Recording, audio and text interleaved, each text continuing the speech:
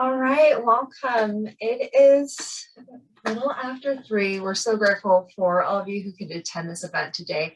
I'm going to kick it off momentarily to our Healthcare Ready Executive Director, Tom Cotter, to start this webinar.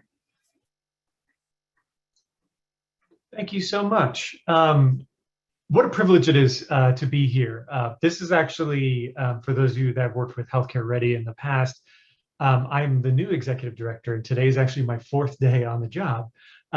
So it's an enormous privilege to be here and be seeing the work that my colleagues have done to put this together and meet our subject matter experts who are presenting. I really jumped at the chance to give opening remarks, which is not really my style or brand, but this topic of staff resiliency has been really brought to the forefront, not only in the healthcare field, but every field.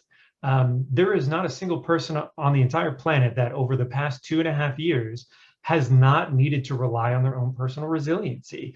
And you may be thinking, well, why does Healthcare Ready, a healthcare supply chain organization, why are we hosting this?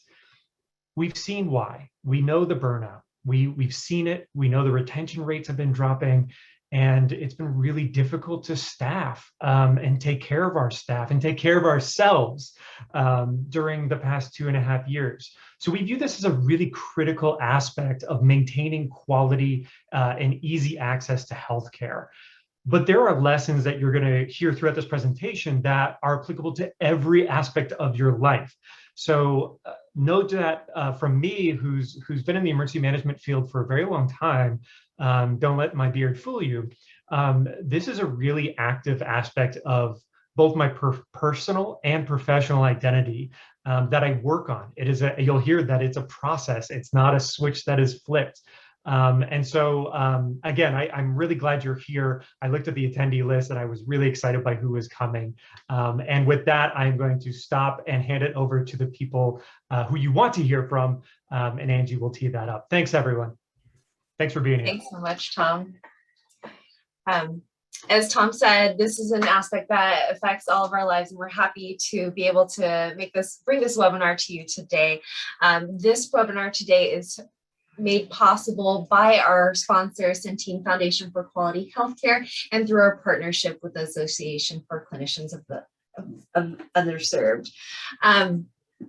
I will be really quick with the intro. So we're going to cover a little bit about the program that makes this possible and a little bit about Healthcare Ready. We'll pass it then over to our colleagues at ACU, Luke Ernle, to speak to where our teams are today, how we found ourselves here, and then hand it over to our guest speaker, Rasheda Hatchett, who we're so happy to have speak to building a supportive environment for staff and managing strategies as managers, as leaders of community health centers, but also tips for our staff ourselves in terms of self-care and wellness, and making sure that we're advocating for ourselves in the ways that we need to continue delivering the important services that we provide to our communities.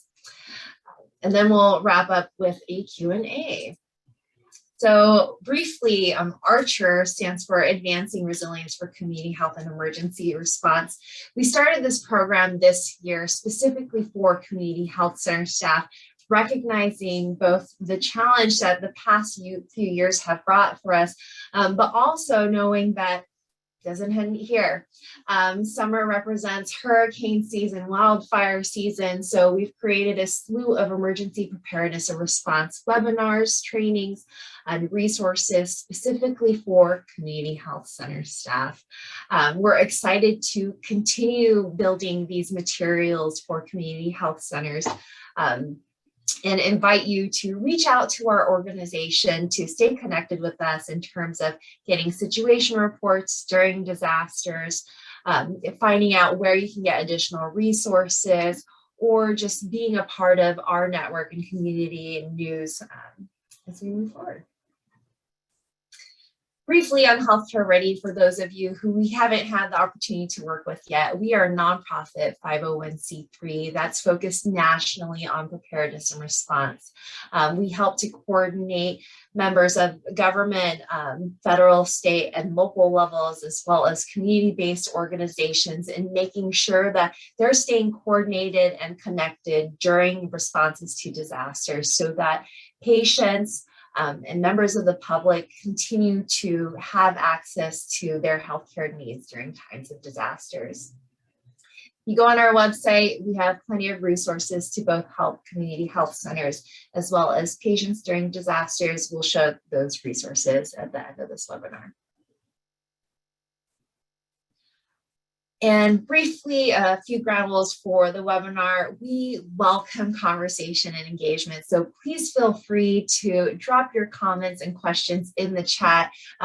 If you have questions on the how or the what or specifics to your organization, we're happy to get into it. So use the raise hand feature or the chat feature liberally. We're happy to bring you off mute and build the conversation.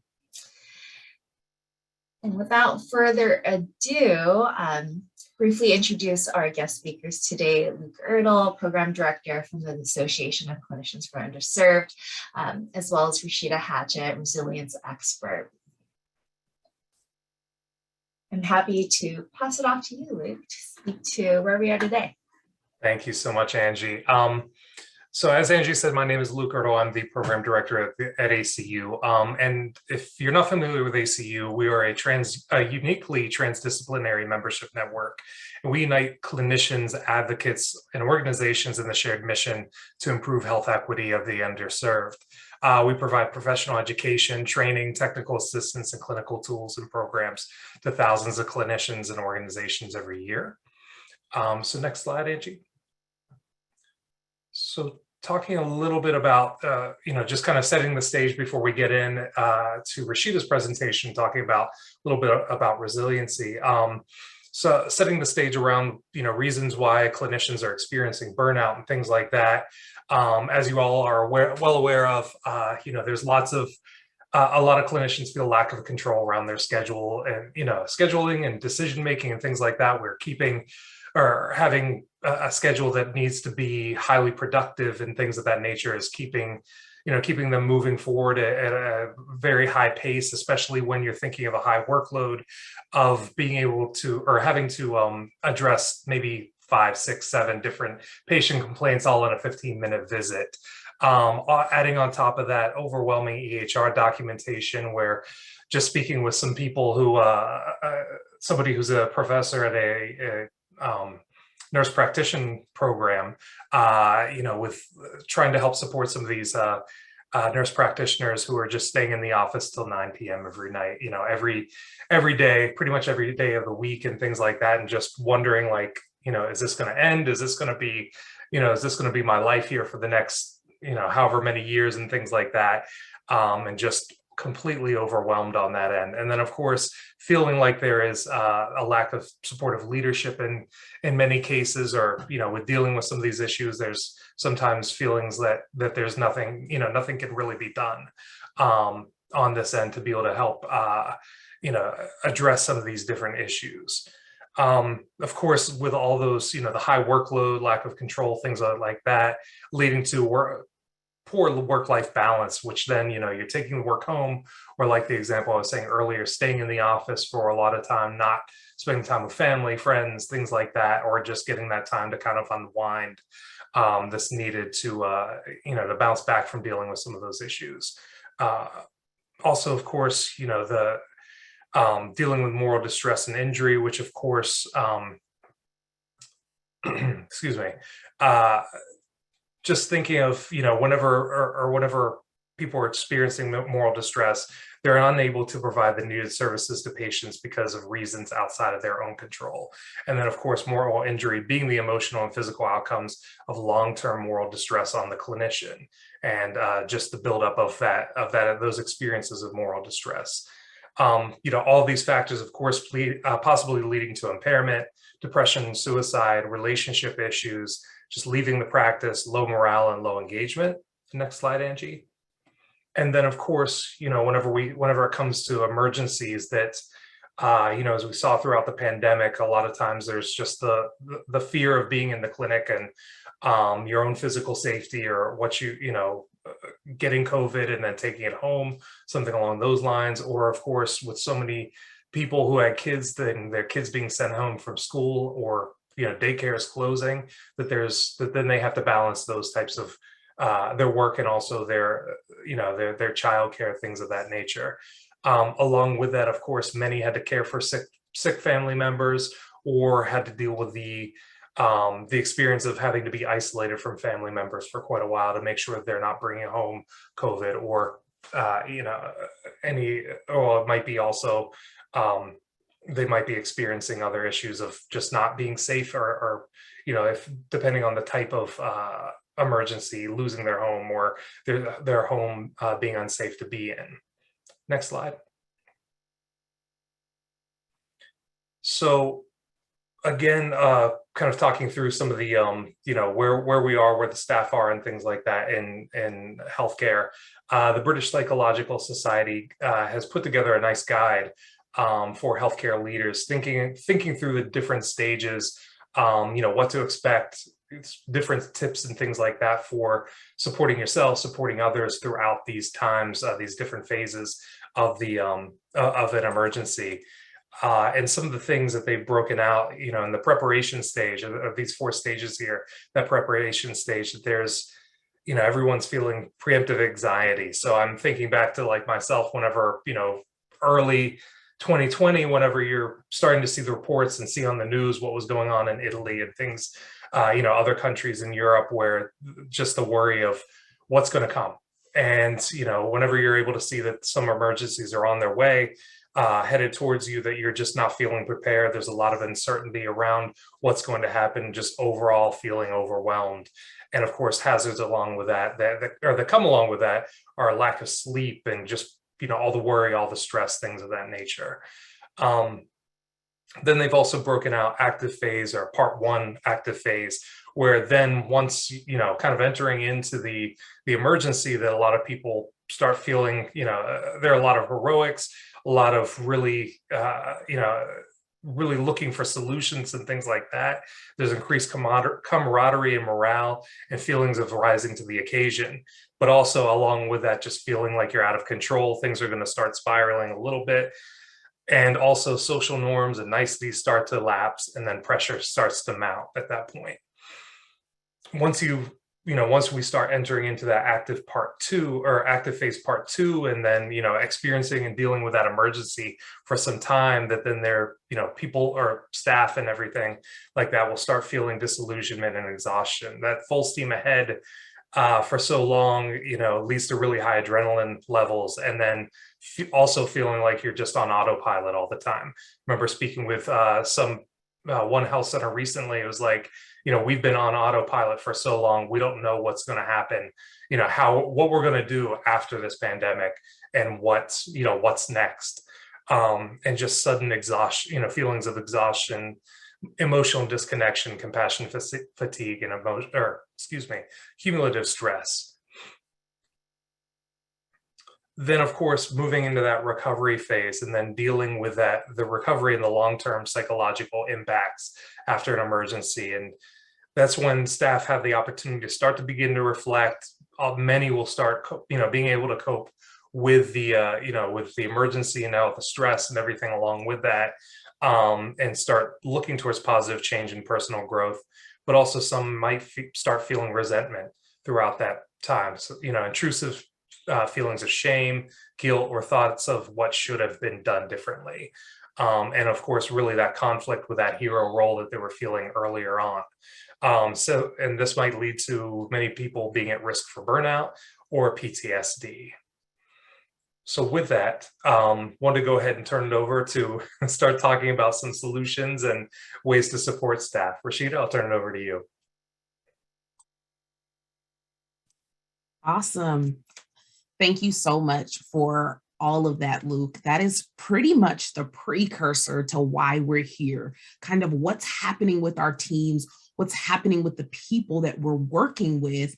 And what it looks like in real life. So Luke really did a great job of outlining what this looks like in these different phases of kind of trying to just get through, and then being at that spot where you're going, are we at recovery? And I am here for the yes, we are at recovery. There's always a place for recovery. So let's dig into what we're really going to be talking about today, which is a lot of strategy. So I'm going to get into some actual strategy. So let's talk about what the problem is. All right. So first, our teams are burnt out. We already know that. You would be hard pressed to find anybody who says, oh no, I'm not sure. I don't know if they're burnt out. Most of us are at the resounding yes. Our teams are burnt out. They're overwhelmed and they're looking for some relief, right? How many of you guys, I want you to put in the chat, how many of you all know that at the very least, you've got half or more of your team that is in some stage of burnout? They're in some place of overwhelm and not really certain if they can continue in the way in which they're working right now. All right, just drop it in the chat. I just want to see you guys kind of give me a little feedback there. All right. Also, they are short. We're short-staffed.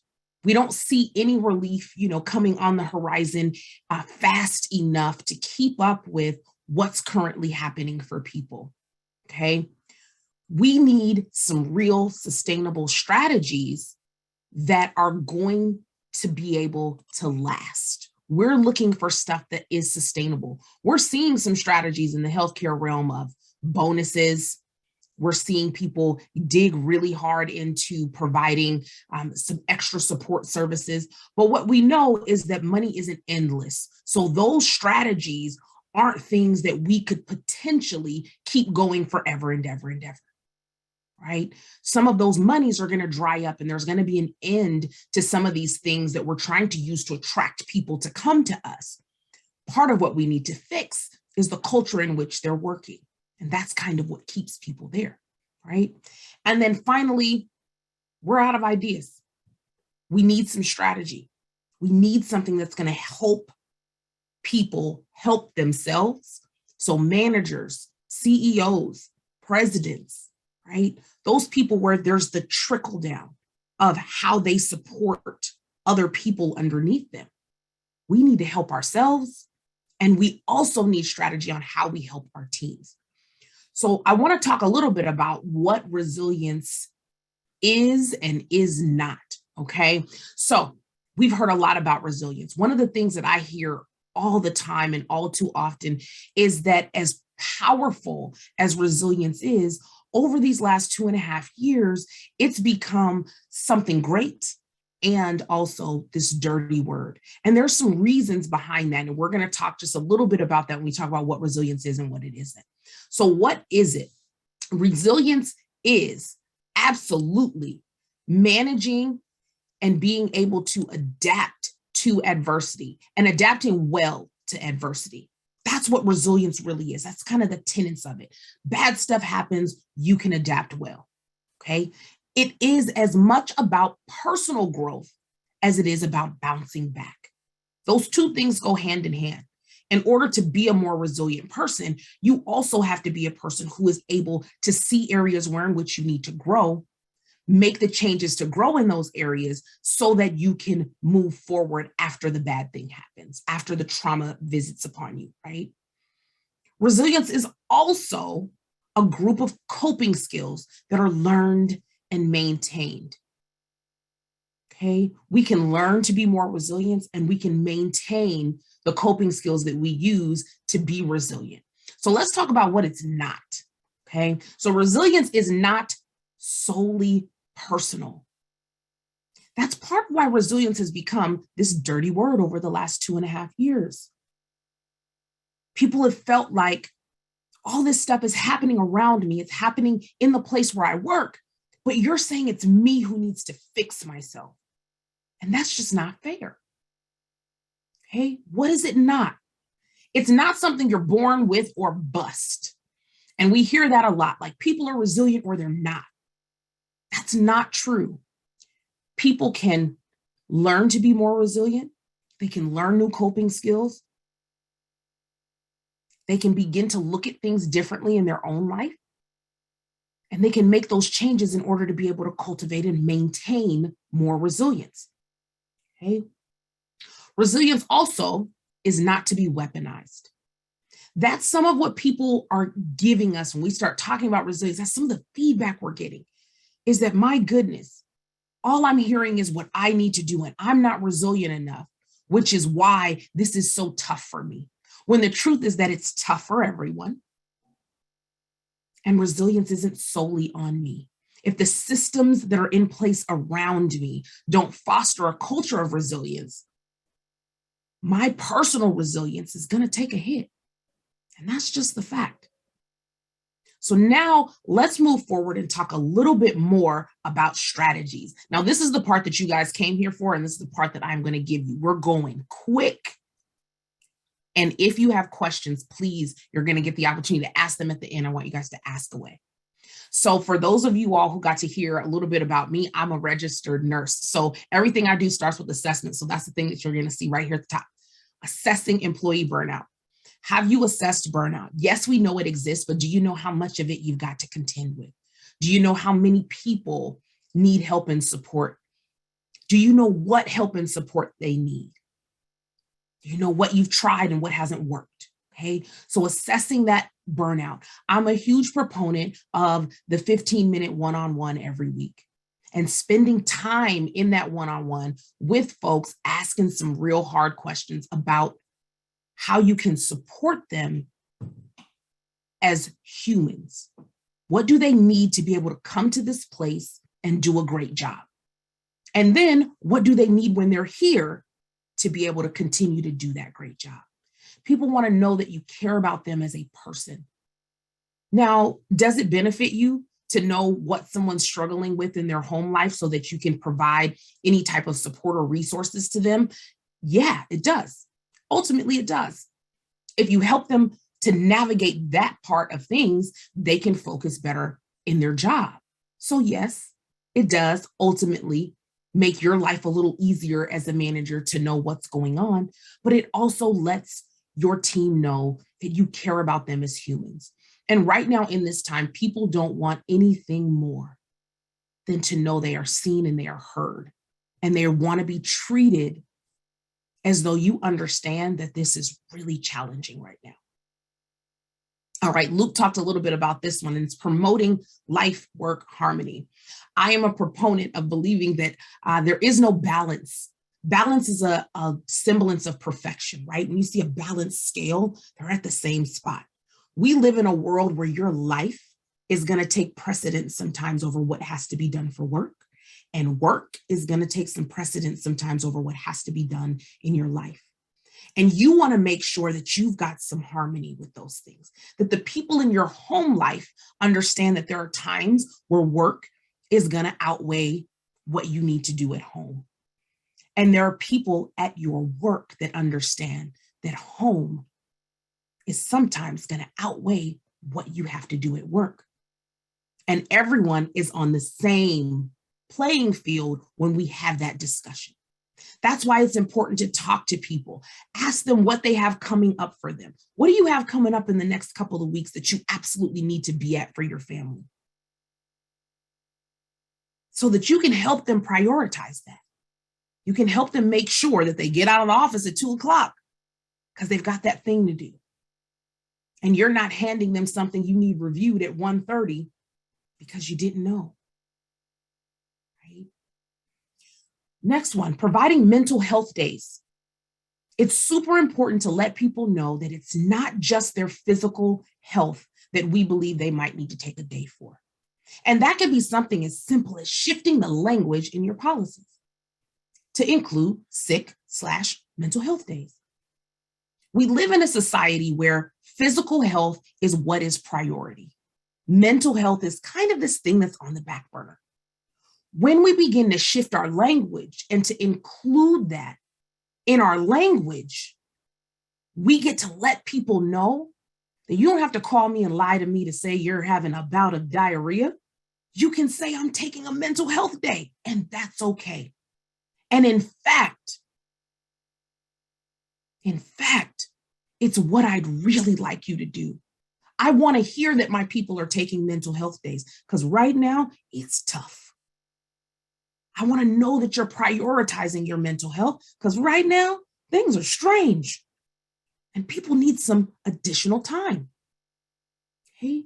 Looking at promoting a culture of wellness, what does that really mean?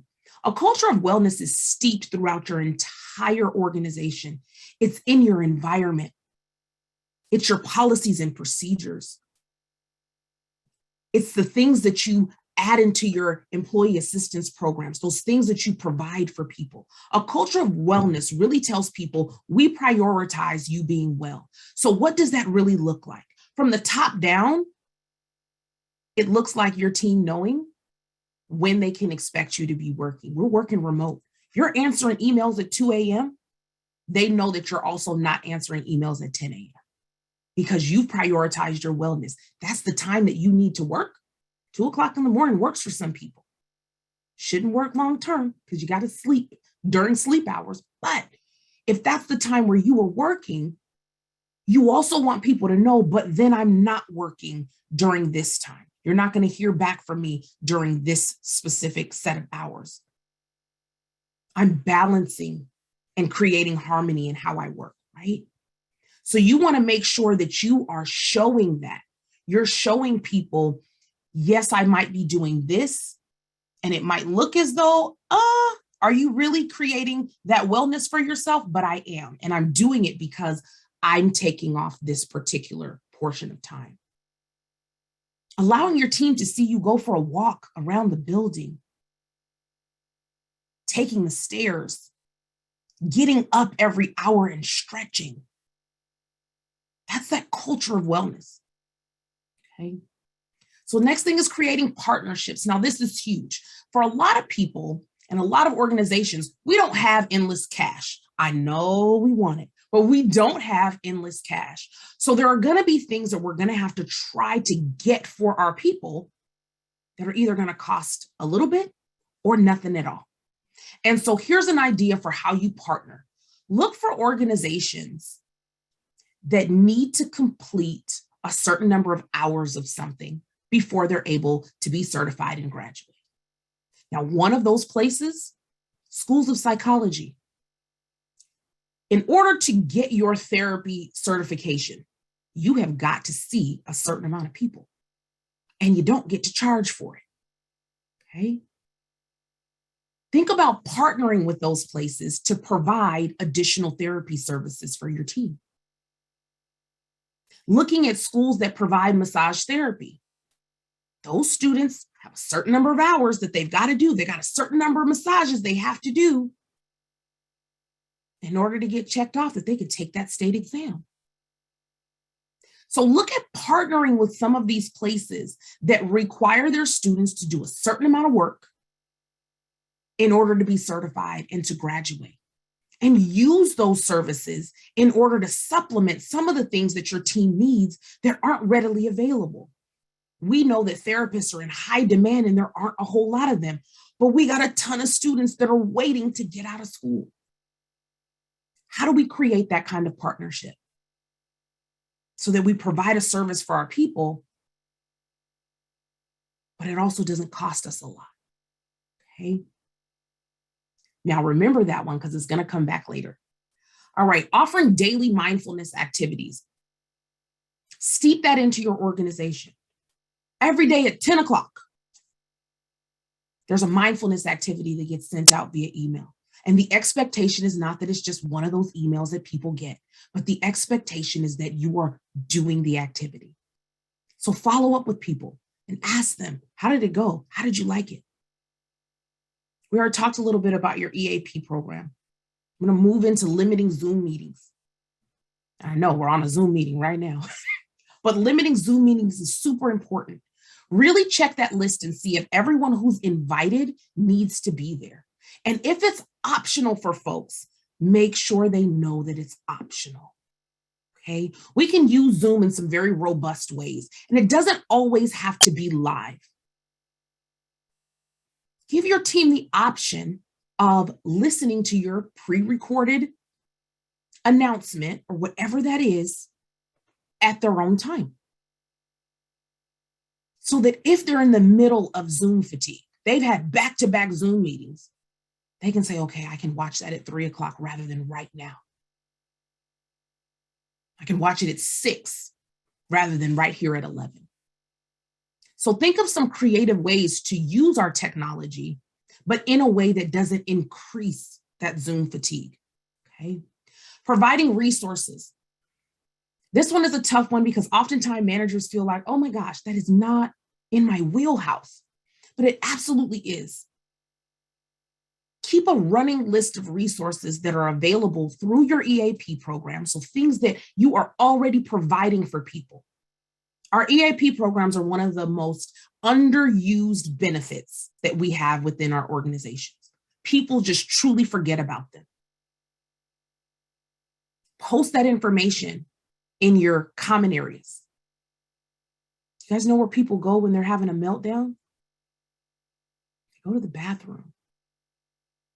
Are there resources inside your bathrooms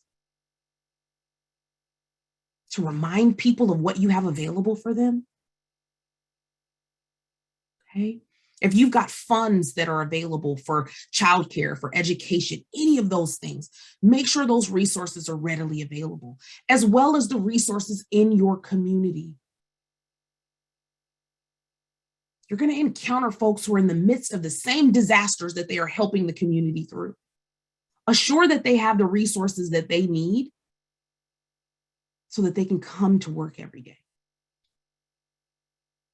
So if that's government assistance programs that are out there that they may be eligible for, have that information available.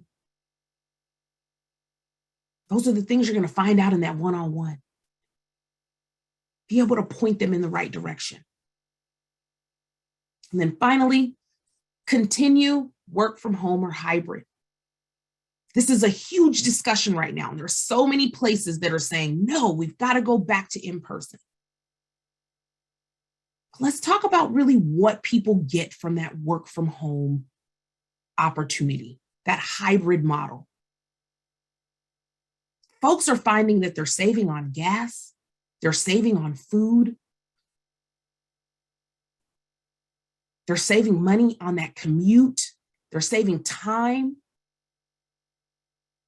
There are people that are saying, I was able to fix the leaking roof on my house because I've spent the last 2.5 years not having to spend those monies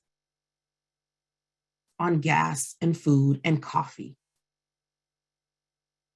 I've been able to take an actual vacation because I was able to save that money. Look at what it's truly costing your team to be in the office. And weigh that. How many days is truly necessary? And is it more important to provide them the opportunity to save that money to create more life-work harmony? I think most of us say the answer to that is yes, right? So we're going to talk about a few more strategies, things that not necessarily you can do all of them today, but things that you can do some today, some in the future, okay? So the next set of strategies that we're going to talk about, next slide, please, are really about what we can do moving forward, what we can continue to do, and then what the future holds. So we're in this place of the Great Resignation. So some of these things aren't going to be doable right now, but they're things to keep in your back pocket, okay? Approving vacation time. We got to get real creative right now with how we're approving vacation time. And I know it, right? We all know it. We can't let everybody go when they want to go. Summer months are here and folks are like, I'm out of here. I want to leave. We're not going to be able to approve everything for everyone. But what happens if you had to sit down with your team that was specifically around vacation? And ask your team, tell me when you need to be off. We're going to put calendars up here. Let's talk about it. How can we sit down together as a team and juggle what needs to happen? None of your team members want to stop anybody else from going on vacation. They just want to be able to go on vacation themselves. We sat down and had a strategy session about how everybody can get their time, it's just going to be at different times. What does that do for morale? How does that let your team know that you care? Not just about them being here and getting this work done, but about how they're caring for themselves. All right, offering comp time. We might not be able to pay as much overtime as we want. And again, pots of money where that might have been doable are starting to dry up in some areas. Looking at whether or not you can begin to offer comp time. You're going to have to put parameters on it, how much of it can be saved, right? You can't have 700 hours of it, but can you offer it? You're going to have to put some parameters on when it can be used. You can't use 4 weeks of comp time right now because we're short. But when can we start using that comp time we're saving? How much of it can we use at a time? Maybe we can only afford to let people do 3 days at a time, but can we? Really looking at what we can do. How can we offer something, right? Building in daily downtime. I talked about this with the mindfulness activities. Building in time during the day, 10 o'clock, 3 o'clock, this full downtime. We've got 10, 15 minutes where we're just expected to have some downtime and for us to recharge for a minute. Providing a set time for lunch. There are lots of offices that can accommodate that. The lunch hour is the lunch hour. This allows for people to be able to lunch together with their team, or your hourly folks get to plan things that they might need to do during that hour. And they know that they have that specific hour where they're not going to have to miss a meeting and feel like they need to catch up. That hour is a downtime hour for them, and they're able to then go and handle things that they might need to handle without missing parts of the workday. Okay. Now, also future, assessing employee relations and satisfaction. We need to assess and see where people are. You want to stop the hemorrhaging of people leaving you as quickly as you can. See where they're at, see what they need, see what you can implement that'll keep them with you. Implement sick at home. We want people to stay home when they're sick. And no time have we seen this be more important than right now, right? These last 2.5 years, we've been like, oh my gosh, it's so important for you to stay home when you're sick. That was not an important reality prior to this pandemic. People would come to work with the sniffles, the coughs, a full-blown flu, and they would come in. We want to make sure that we are modeling that culture of wellness. That tells your people, not only do I care about you and I want you to get well, all of the folks who are healthy at work, you're letting them know I care about your health and well-being.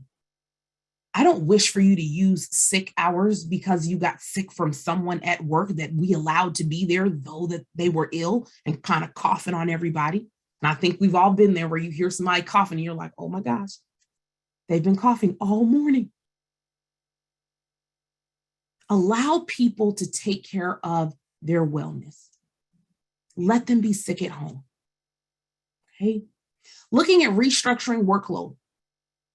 If you're in the middle of a disaster, if you're in the middle of something and not everyone in your organization is affected, right? When we have a flood, when we have fires, we have hurricanes, it won't be every single person whose home is destroyed or they've lost things, but it may be a subset of people. How can you restructure their specific workloads while they're managing this tragedy, while they're managing getting back on their feet? What does that really look like?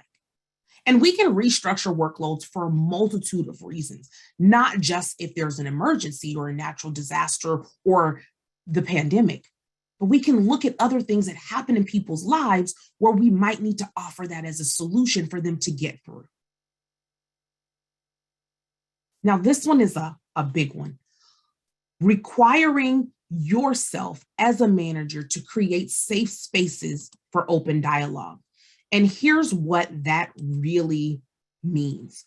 So a safe place is an environment in which people or a category of people can feel confident that they won't be exposed to discrimination, criticism, harassment, or any other emotional or physical harm. So I'm going to answer the question that I get all the time about this. How in the world Can I stop someone from saying something that I didn't know they were about to say that's going to be harassing, critical, or discriminatory? And here's the short answer. You can't, right? You can't. But here's what you can do. You're going to provide a safe space for a conversation to happen. The first part of doing that is setting the expectations in the room. Some people call them norms. Writing those down, getting the agreement of everybody in the room that these are the norms, and then posting them in every part of the room that can be seen from every single seat to remind people that this is what the expectation is. Okay. Then being clear about your stance and the stance of your organization on this topic in very clear language. Okay. Not that blanket, this does not represent the values of our organization. It's vague. People want specificity. What is it that you stand for? Where does the organization stand on this? Set the tone for the room. Third, this is probably the hardest. Shut down and call out by name comments that might be made. If you're going to create a safe space, you have got to call a spade a spade. And if a discriminatory remark is made, you have to shut it down and call it out as such. And it sounds just like this. Susie, that remark was very discriminatory. And when we set the expectations for the room, we agreed that we wouldn't use that type of language. Please don't use that type of language. That's it. Okay? Call it out for what it is, right when it happens. And that keeps your room a safe space. People know that they can continue to talk. They can continue to give their opinion. They can continue to talk about their beliefs. And they're not going to be harassed, criticized, or discriminated against. Now, the fourth one, this is probably also pretty difficult as well. I'm a one and done kind of lady. If we're in a meeting and we have a safe space that we are creating, and you have a person who has made a remark that you just called out, and 10 minutes go by and they do it again, that person will be excused from the room. You have to excuse anyone from your safe space who is not committed to keeping the space safe. You allow that person to stay. You let everyone else know that they are not safe and you don't respect their safety. It's our job as managers, it's our job as leaders to assure that people feel safe and they know that they're going to be able to sit in a room where these things won't occur. And if they do, they won't be tolerated. Okay. So now, your action step. We talked quite a bit about what you can do, strategies, things you can implement. Now it's your turn to do a little work. I'd like each of you to identify 3 businesses, schools, or organizations that you might be able to partner with to add value to your team. Phone calls that you can make as a manager. You might not be able to change your entire organization. Some of them are huge. But as a manager, as a leader, what can you change for your team?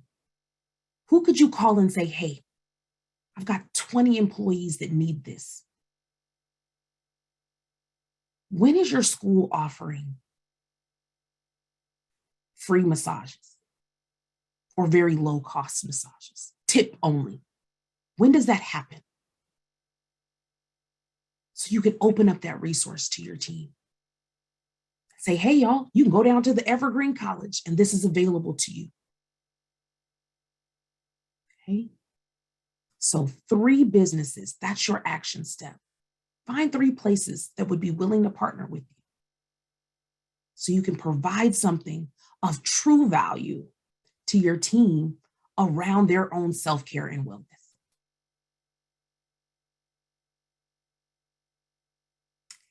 Thank you all so much for being here today.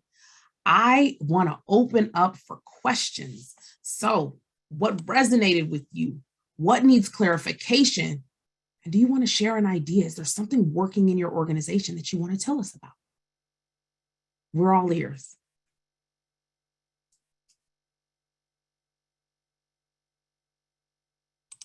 Feel free to use the chat to drop in your questions. Rasheda, those are amazing strategies and tips that you provided us today. Thank you so much for walking us through just all of these points. Yes, agree to these comments in the chat. Great strategies.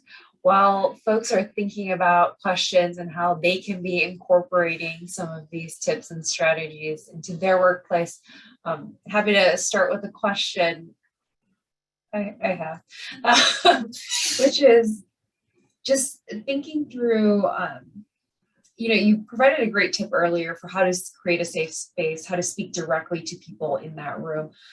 What other ways can you think of for us to help lead discussions to understand where our team's needs and stressors are? Yeah. So I think the first part really just starts with transparency, right? And I think it's always truly helpful to start with kind of where you're frustrated at. Like, these are the things that have really been causing me angst. This is the stuff that I can't figure out on my own.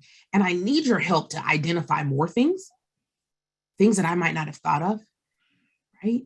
As well as, let's come up with some strategy. Let's come up with some ideas on things that would be helpful to fix this. 30, 60, 90-day plans, right? This is how you start a discussion. It's how you start opening things. People want to know that you're being authentic with them. And it's never authentic if you don't have any problems and it's just everybody else with problems. People are like, yeah, right. Okay. There's no way.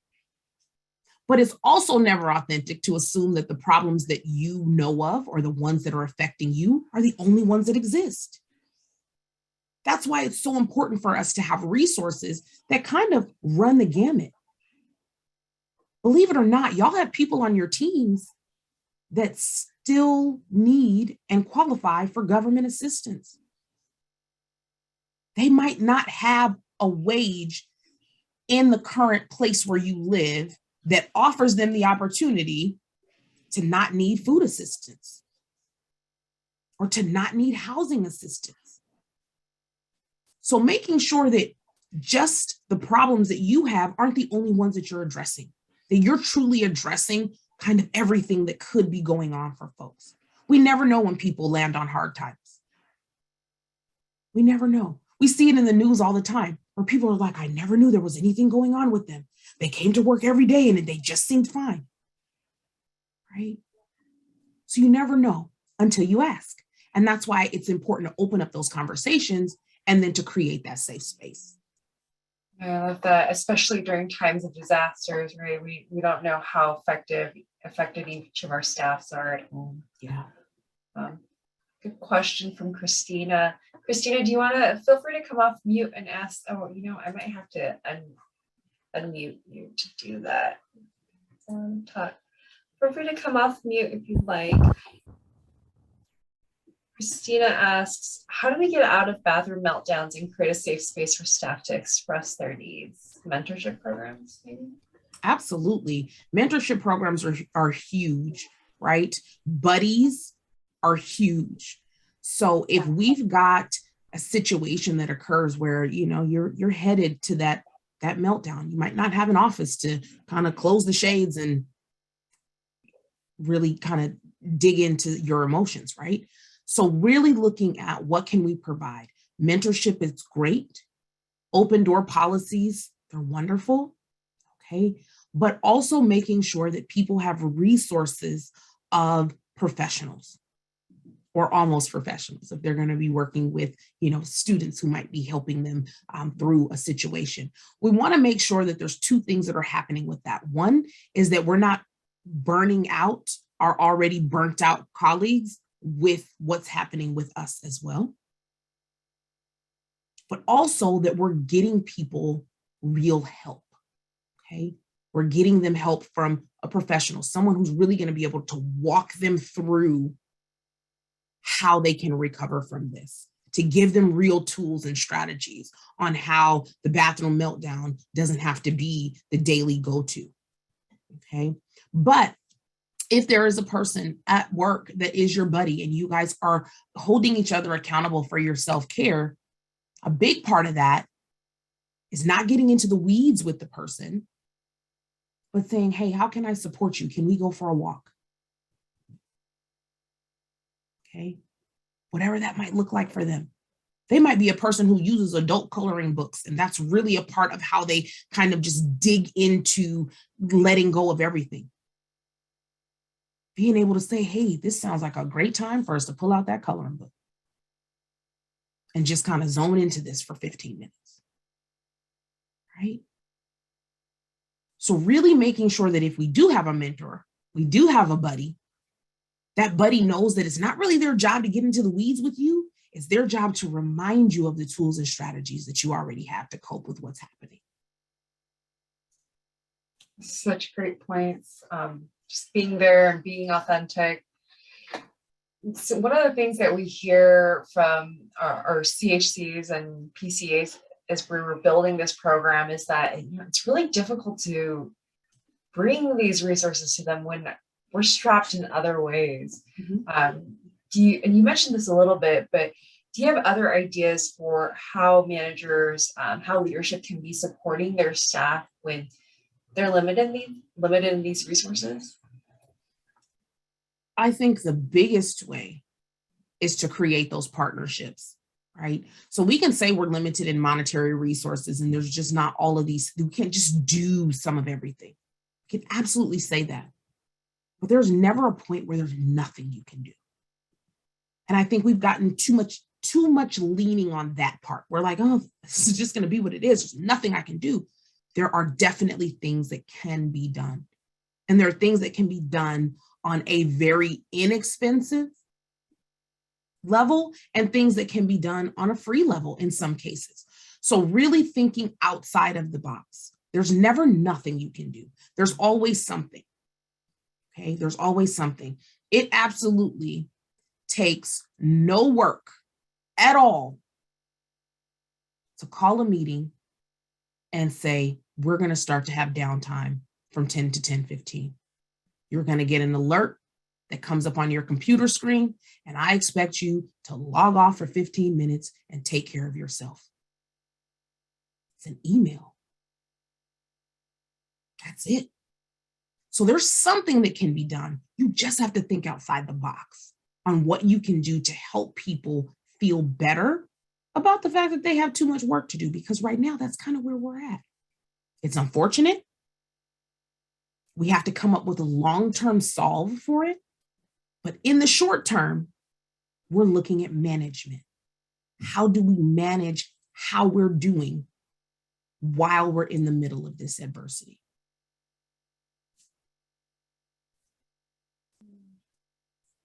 Thanks, Rasheda. See, one more comment in here from Christina. Those of us in EM seem to always be on. Yeah, we feel that. Yeah. It's certainly, what is time anymore? I feel like I've been in a disaster for 6 years. It's exhausting. Yeah, thank you for these comments. Yeah. Thank you so much. It is certainly time for management to also put on their oxygen mask, right? There are a lot of things that fall on management. They are expected to be always on. You're supposed to have all the answers. You're supposed to be the one in the room who knows exactly why we're doing this and why it's happening. And then you have to call in people in 20 minutes and change it. And they're looking at you like, I thought you knew what you were doing 20 minutes ago. You're like, well, not quite. Right? That's the life of management right now. And it's not fun. And truthfully, it's not fair, right? It's not fair. No one wants to have to keep going to people with changes and different things. And this didn't work. And so now, oh, we're doing this and we're scrambling. Take time to sit with yourself. These strategies to enhance organizational resilience are strategies that will help you individually as well. They'll help you be able to put on the oxygen mask to yourself, to help yourself so that you can continue to help others. When you go to look for those resources and you go to create those partnerships, you're going to find you're going to be using them too. And that's part of this, that it is an organization-wide effort. This doesn't just affect some of us. And we know management gets sometimes what we feel like is more. We get flex time and things of that nature, though we haven't been able to flex a whole lot right now. But at other times, it's less. A lot of what is created are for our team members that are in the trenches doing the face-to-face work with the people and the patients. Sometimes we're left out. It's time to begin to advocate for strategies that include everyone. Thanks so much, Rasheda. If folks want to learn more from you or have an opportunity to speak with you further, where's the best way that they should reach you? Absolutely. So you can find me on LinkedIn. You can reach me there. You can reach me on my website at RashedaHatchettMedia.com. And there are multiple ways to get in contact with me there. There's a contact form. You can fill it out and say, hey, I need help. You can certainly find me on email at RashedaHatchettMedia.com. And you can ask any questions that you might have there. Or if you've got things that you absolutely know, I need you to come for this event and to come in and share some more of this with some other folks in the organization, you can find me at all three of those places. Wonderful. Thank you. I know there's so many of us that can be using more and more of this. So thank you again, Rasheda. My pleasure. And as we close out on this webinar today, I just want to say thank you to everyone who made the time to attend this chat. We think it's so important, and we hope to be able to host more of these conversations again.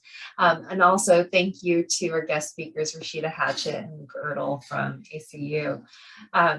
In closing, I just like to share a few resources that Healthcare Ready has for all of our partners out there, especially during disasters. You can feel free to find resources on our webpage for both your health centers as well as your patients at our resource center. If you'd like to get connected with us and getting situation reports during disasters, in advance of disasters, sign up for them through our website on healthcarready.org/contact-us. If you need help for any other reasons, or if you have questions about this webinar and just overall preparedness and response, email us at alerts@healthcareready.org or contact us at healthcareready.org. A member of our support staff would be happy to reach out to you.